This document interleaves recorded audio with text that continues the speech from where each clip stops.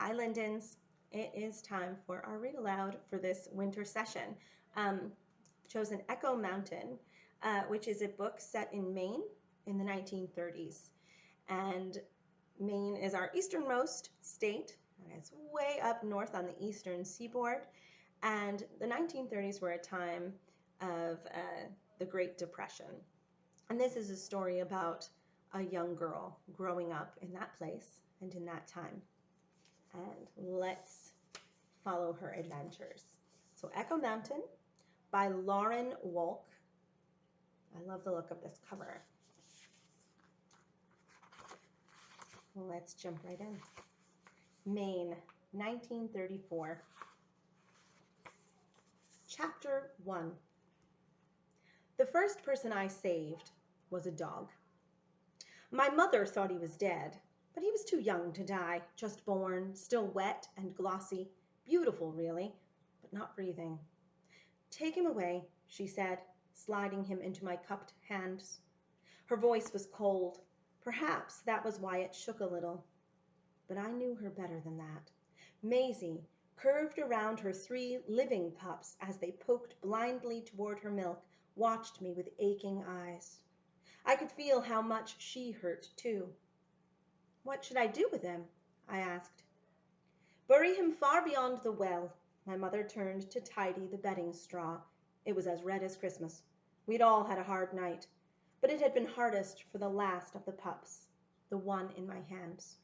I cradled him close against my chest, as if I had 2 hearts, but only one of them beating, then carried him away from the woodshed into the pale spill of morning light, past the cabin, toward the well, and a grave waiting beyond it. But then I stopped, looked back, and there, on the cabin's broad granite step, a wooden pail brimming with cold water, waiting to be useful. I didn't know what was about to happen, but a little flicker in my chest flamed at the sight of that water, full of green and blue from the tree, the sky overhead. Calm, simple. It spoke to me with a voice louder than my mother's as she stood at the door of the woodshed, bloody straw bundled in her arms, and said, "Go on then, Ellie." But I didn't go on then. The flicker, the flame, the voice all tugged me toward the bucket, where I plunged the baby dog deep into the cold, cold water and held him there until I felt him suddenly lurch and struggle. "Ellie, what are you doing?" my mother said, dropping the straw and rushing toward me. But she stopped and stared when I lifted the dripping, squirming pup and pulled him back against my chest. "He's not dead," I said, smiling. "Not dead at all," which made my mother smile too, for just a moment. "Then he's yours," she said, turning back for the straw. "See that you keep him that way." I didn't know if she meant that I should keep him alive or keep him mine, but I intended to do both. I sat on the step and dried the pup on my shirt tail, roughing up his slick pelt, which made him breathe harder, which made me breathe harder too, a series of sighs, as if we'd both been starved for air. Then I took him back to Maisie, who lifted her head and watched as I wedged him between the other pups and showed him the teat meant for him. When Maisie laid her head back down again, she sighed too. The pups all looked mostly the same, dark, perfect. One of them had a white forepaw, another was bigger than the rest, another some color in his coat, and my boy had some brindle too, and a white tip to his tail, as if it were a brush he'd dipped in paint. So that set him apart. But I didn't need a marker. I was sure that I would know him again in an instant, and I was sure that he would know me. "I'll have to think of a name for you," I told him as he began to gulp down his new life. And I did just that all through my morning chores. While I pulled winter grass from the potato patch, I decided against Shadow, though he was dark and it suited him. I thought of Possum, because he hadn't really been dead, not really, as I bundled the grass and set it aside for the cows.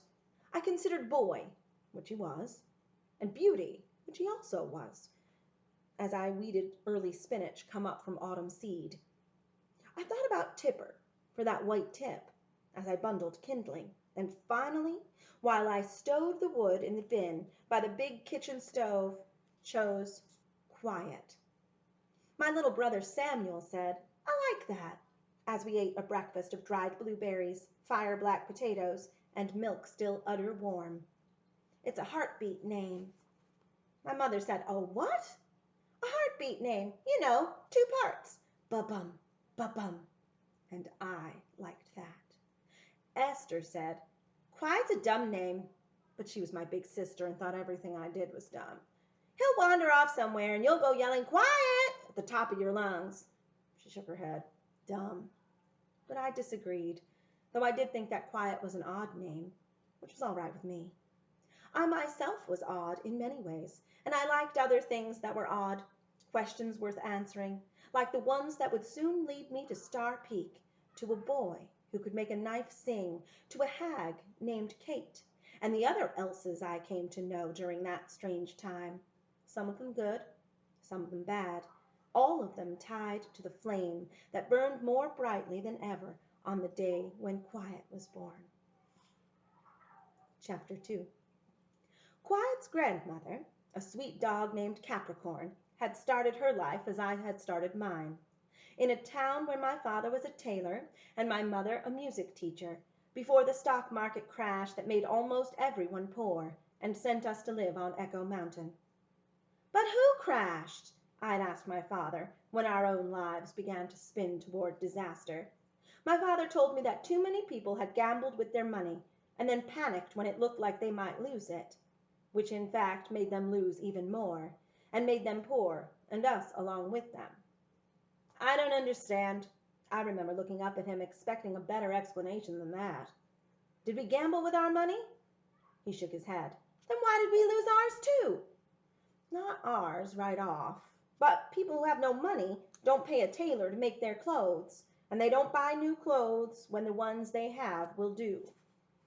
My father was more than a fine tailor. His clothes fit us like second skins, and the vines and flowers he stitched into his hems and cuffs were more than beautiful. They were like signatures on paintings. "But mother is a teacher," I said. "Do you mean that people are too poor now for school?" He shook his head again. "No, I don't mean that. Quite the contrary. More music right now would do everyone a world of good. But I'm afraid music is one of the first things to go when a school is in trouble. And we're not the only ones leaving. Half the town has gone away, moved in with kin, or just moved.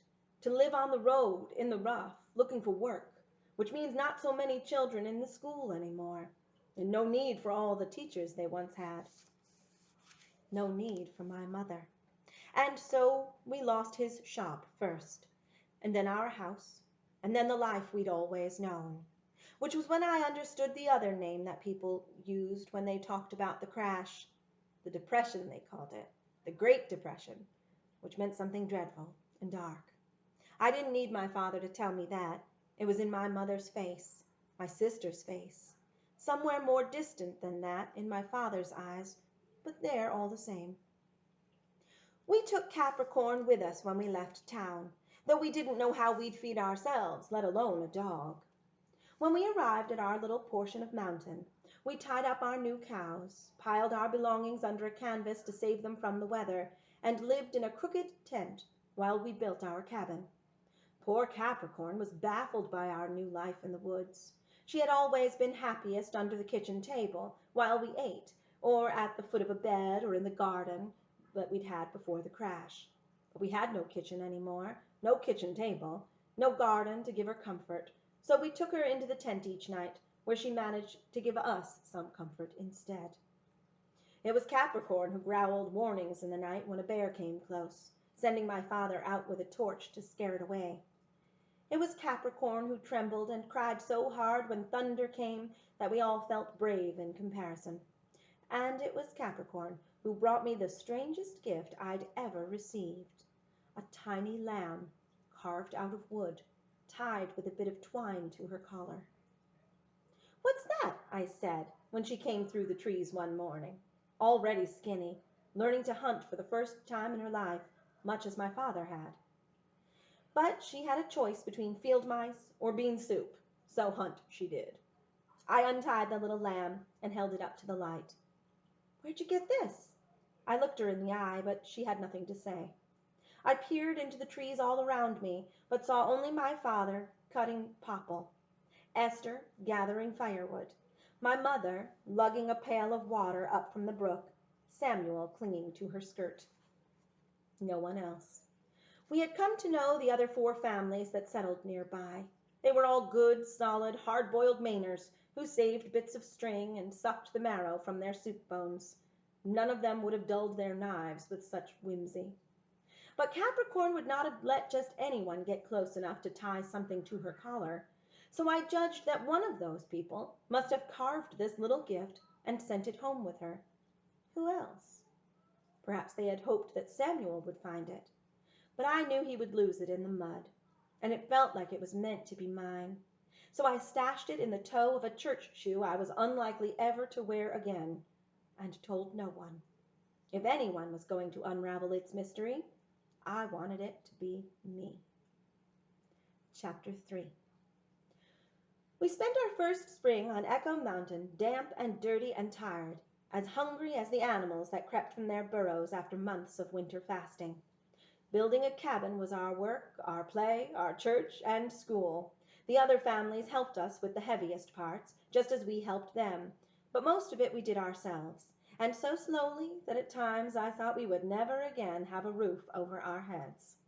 Samuel was too small to help much, except by making us laugh and love him, which was plenty. Sometimes that's all a person needs to do, be who they are. Esther and my mother worked as hard as they could, their soft town hands ruined, their hair a mess, and they cried at night when we lay down to sleep. They seemed to blame the mountain itself for what people had done. Every shrieking storm reminded them of the day my mother had lost her job, the last goodbyes to the students she'd come to think of as her own children. Every coyote that howled us awake reminded them of the day my father had closed his shop, his face like a wet stone, everyone too poor now for his beautiful clothes, for the ivy he embroidered through every hem and cuff.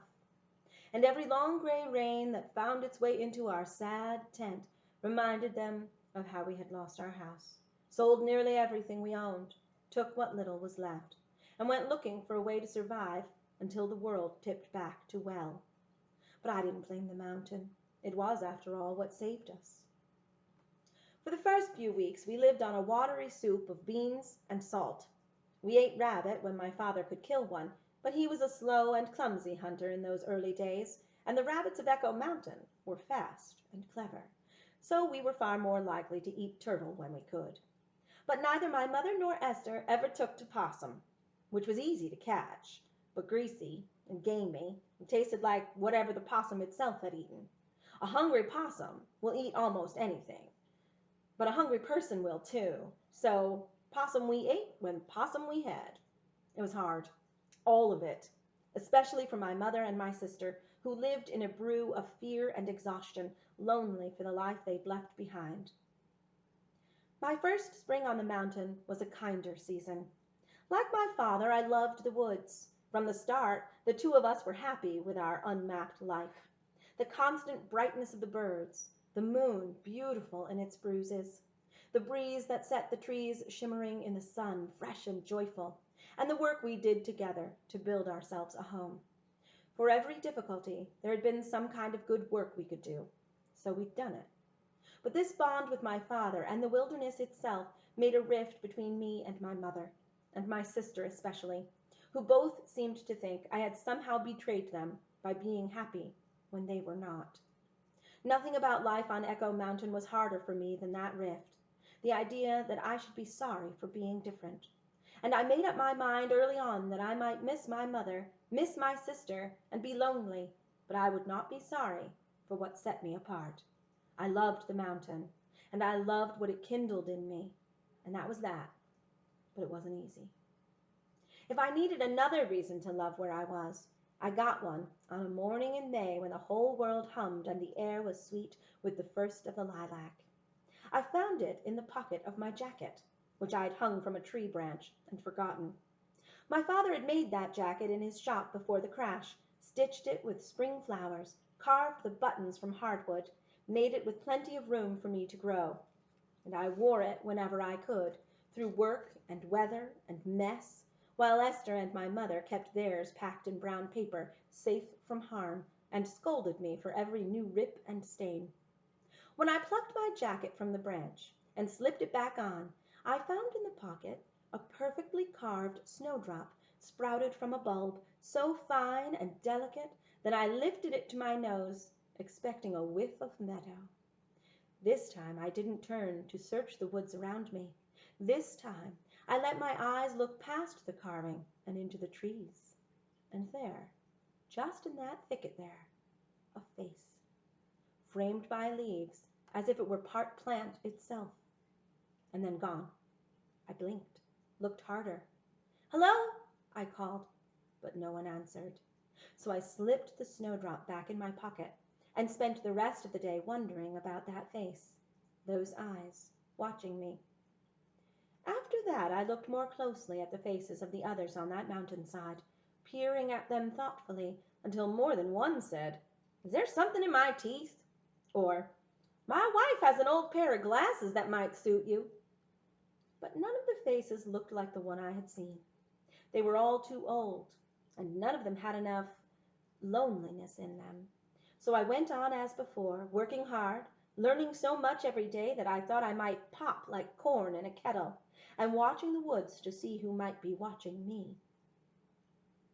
When the first room was done, we moved out of the tent and into the cabin. I remember. It was June, and we were no longer cold, except at the very darkest part of night. For me, that was enough. But my mother and Esther made my father put a bolt on the cabin door so they could lock us in each night and sleep finally in peace, dry, safe, a thick wall between them and the wilderness. By the time our first mountain winter came, we had a snug, safe home with 4 good rooms, one for us children, one for our parents, one for our kitchen, and one for everything else. A root cellar for what we'd grown the whole summer long, a place where we could start again, the know-how to make our way in this new world, and for some of us, the blessing of knowing that we were blessed. But that was before my father's accident changed everything. We're going to stop there and pick it up again next time. See you guys Tuesday.